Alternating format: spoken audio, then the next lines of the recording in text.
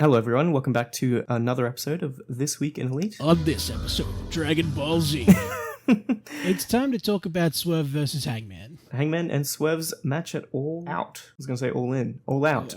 It wasn't All Out, it was Full Gear. Oh, I'm a big fuckhead then, aren't I? You are. You're so stupid and you should feel so self-conscious about it. God damn it. Yeah, okay. So Full Gear, this marks 2 years that I've been watching AEW now. I believe so, yeah, this is your third Full Gear. Wow. Amazing. Full Gear. I mean, Full Gear just kind of slaps all the time. But yeah, no, we're talking about Hangman and Swerve match, that absolute killer of a match, quite frankly. My eyes were glued to the screen the whole time. My eyes are always glued to the screen the whole time, but they were extra glued to the screen on this one. They were extra. That's fair enough. I'll let you take the reins on this because it's wrestling. Swerve comes out with Nana and a bunch of dancers, and they're doing the little Swerve dance. He comes out, Swerve's no emotion, as always. Before Swerve's entrance is finished, out comes Hangman full of piss and vinegar, and he starts... What? Piss and what? That's a saying. Okay. And then he takes down Swerve and starts absolutely destroying him, tapes his hands behind his back, starts stapling him with a staple gun, which just like... Oh yeah, it gets really problematic for like a hot second there.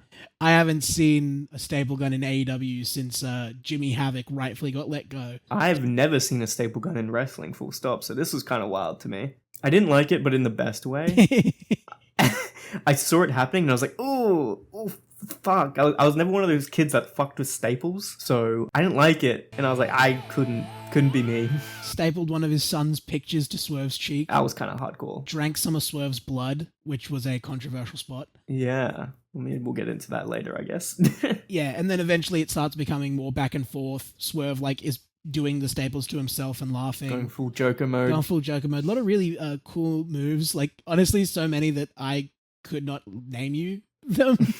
But I'll have a compilation going as I'm saying this. Nice. And then eventually Swerve wins by hanging the Hangman. Yeah. He hangs the Hangman with a chain over the ring post. kind of a hard spot. Yeah, kind of the fucking based ending. I really like this match. I thought it was great. It was just enough hardcore to make it like cool and fun to watch with all the blood and stuff. But it wasn't so hardcore, because I think you've shown me some hardcore matches. It wasn't that hardcore where I'm like, this is stupid, this is just endangering people, I don't like it, you know. They weren't busting out the razor wire. It's probably the most hardcore you could get on TV, I think. Yeah, I think it's definitely one of AEW's most hardcore matches to date. Yeah. I can maybe think of spots that were more hardcore, but I can't think of whole matches. And this was probably the most hardcore it's been, which is great. I personally liked it. I know this might not be everyone's cup of tea with just how violent it is, but I like the violence because I know it's in a safe environment, if that makes sense. You know, there's a lot of regulations and stuff you have to go through with TV networks and safety people, and there's doctors on standby, so it's safe as it could be. Yeah, it's a calculated risk, and I think that they're doing it in probably the best environment to be making those calculated risks. Oh yeah, and with the blood spot, I think, I was just telling you before we started recording, I saw a quote from Mick Foley that he didn't really enjoy it. He basically said that it wasn't a necessary thing, you could see it done back in the day, he was basically worried that people were going to replicate that. To preface this, no beef with Mick Foley, but I think you were saying that it's not up to them whether people replicate them. I am not so concerned about the spot because I know they would have had to get tested. Yeah, I think that if they've done the spot, they've probably taken all the precautions that they could. And even if they haven't, they're two grown men that can make their own decisions. And I'm not really worried about people replicating the spot, because at the end of the day, if you try to replicate anything that a wrestler does, it's dangerous. And if other wrestlers are replicating it, they are also doing it as a calculated risk. Yeah. And if indie guys are doing it, it's just because they're stupid. Quite simply, it's because they're dumb. I don't think that it is a wrestler's job to be so worried about the stupidest person watching the match that they don't do things. Just really quickly out there. Hey guys, don't drink other people's blood. Not a good idea, actually, turns out. Not a good idea. You're not Dracula. You're not him. You are not him. I can do this or you can do this. I just want an edit of, a Sigma edit of various different Draculas. Just, you are not him. You're not him. I could never be him. I could never be him. Don't drink blood, people. It's not cool. Don't do it. Unless you are a vampire, then I guess you kind of have to, right? Unless you're a big old mummy vampire, you'll just drink my blood. What the fuck? Then yeah, I guess. I think you weren't so hot on Swerve winning at first. I've softened my position on it. I still think that my logic is sound. I just also think that there is other factors that meant that Swerve kind of had to win. Okay. Because like Swerve is just like really hot right now. Like you need to capitalize on that. He is so hot, you needed to capitalize on that. Swerve needed to win. It makes sense for Hangman to put over Swerve. My problem with it is that it kind of hurts Hangman's character if he doesn't follow up on this in some way. Like if Hangman comes back, right? Hangman hasn't been on TV since the thing. I don't know if he's on Dynamite or Collision. Who knows? You can't be mad at us if he has been, because we're recording this on the 27th of November. If Hangman doesn't follow up on this in some way, it makes Hangman's character kind of look weak, because Swerve literally broke into his house and spoke to his son, and what Hangman is just gonna tank the loss and then keep going. Like, I don't think that he can. Either Hangman needs to continue to go after Swerve, or there needs to be a reason given why Hangman isn't continuing to go after Swerve, which is where we come into Logan's Fantasy Booking Corner. Oh, yeah? Where I'm going to tell you how I would stop this feud for a little while. I was going to go into the section of, what do you think both guys should do after this? But let's go into Logan's fantasy booking. When Hangman comes back, I don't know how long he is going to be not there for. Again, it could be Wednesday. I don't know. It's the 27th of November right now. We don't know. It's a Monday. It's a Monday here in Australia. We don't get Dynamite until Thursdays. We don't get anything on Monday. When Hangman does eventually come back, whether that be on Wednesday or whether that be in 4 months, he should immediately start attacking Swerve. Hangman is attacking Swerve non-stop. Swerve cannot do anything. Ooh. Had thought. Yeah. The Continental Classic. People are banned from ringside under threat of bad Mama Jammers happening.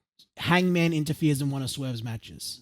Maybe the finals. Oh. Hangman interferes in the finals and costs Swerve the Continental Classic. Oh, shit. And then Tony Khan says, that's it. I can't be having this happen anymore. Hangman, you're suspended. And when you come back, you cannot be in the same building as Swerve. Okay. What I would have is for maybe 6 months to 8 months, Hangman only appear on Collision. He's the Collision Cowboy. Actually, legitimately do have him feud with Bullet Club Gold, because that would be a banger. I mean, we've already seen Hangman versus Jay White a couple times, and they were bangers. But like, have him feud with Bullet Club Gold. Maybe have the Dark Order come back to his side. I don't know. Figure something out. They're heels now, though. You know what? Fuck it. New faction time. The Cowboys. I don't fucking know. Hangman, Bandito, any Honestly, cowboy. yes. Have Hangman start his own shit. You got the Mogul Embassy, and you got the whatever Hangman thing is, the cowboy. I don't know, something Western themed. I don't know. Yeah, have Hangman like do his own faction. Like fucking put FTR with Hangman. I think that they work. I mean, I know FTR just came out of a feud with Bullet Club Gold, but like put him back in. That trio works. One slight alteration I would make with FTR: give them cowboy hats.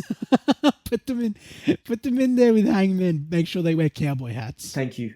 You're welcome. That's for free, Mr. Khan, Mr. Tony Khan. Literally, just tell stories with Hangman on Collision for like 6 to 8 months.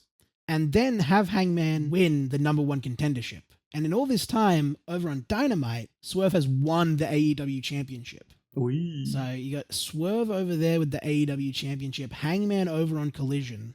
Hangman wins the number 1 contendership. And that's when the restriction is lifted. Now Hangman can be in the same building as Swerve. Hangman versus Swerve 3, Hangman wins the championship. Because I really like Hangman. Honestly, this feud with him and Swerve kind of made me remember, oh, this is why this guy is fucking great. You know, I came in watching Full Gear 2021. I believe so. And that's when Hangman won the world title. So he was my first AEW world champion. He got me into wrestling. I think the feud between Hangman and Kenny got me into wrestling as a person who had never had any experience with wrestling all my life. So all of this was just like, oh shit, that's why Hangman was the top guy. So that's where Hangman would go after this feud. What do you think about Swerve? Just gun for the world title? Oh, absolutely. I think Swerve should be the guy that beats MJF for the world title, and I think it should happen at Revolution. I think sooner than later. I think capitalize on Swerve's momentum. I don't think MJF needs the belt. Having a belt on MJF doesn't make or break his character. Yeah, I mean, look, they've done the bidding war of 2024 thing. They're going into World's End, which could be MJF's, like, you know, air quotes, could be MJF's last AEW match. Ooh, he's definitely re-signed already. Oh, he's already re-signed. There is no world in which Tony Khan gave him more money but didn't get him to sign a longer contract. I think that once you get past that bidding war of 2024 thing and MJF says, like, I've re-signed, like, I'm here to stay, I'm AEW 4444 life, you know? I think then you can have him lose the title pretty easily. And I think Swerve is the right guy to do it. He's got so much momentum. He's such a dastardly bastard. He's good. He's great. A little smirk. Just put a compilation of his little smirks. Swerve, I just feel like, should be world champion. I would have him beat Max, and then maybe... if Adam Cole's better by then, Adam Cole would make sense to me. Maybe Keith Lee. Ooh, run that back. Run back Keith Lee versus Swerve. Finally have that happen, but have it be for the title. And hold up. Let's get Mr. Starks back on the face side versus Swerve. Absolutely. Absolutely. You could have Adam Copeland versus Swerve as well. That's the thing. Swerve can just go out and beat up anybody and then bam, feud, you know? Yeah, drop a like if you like this video and don't forget to subscribe. A little PSA if that's okay. Yeah, sure. We're going to Wembley. What? Where? Since when? When did you buy me tickets with your money? Oh, hold up. Hold up. Since literally before this conversation, and I did not do any of that. I was at work. Anyway, thank you for watching another episode of This Week in Elite.